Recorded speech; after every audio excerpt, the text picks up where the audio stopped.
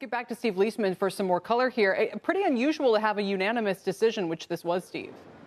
Yeah, I mean, the Fed has been sort of unanimous throughout this whole process, and I think that's one of the problems, right, which is where was the dissent early on when the Fed was wide open for so long? There should have been more dissent.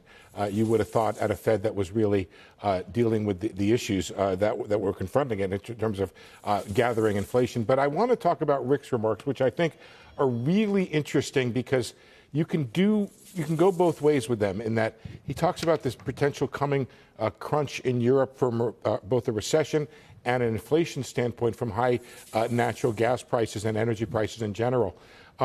This is what we're going to be questioning Powell about, not necessarily about Europe, but what does he do with a recession? How much does he rely upon potential contraction of the economy to do some of the inflation work for him?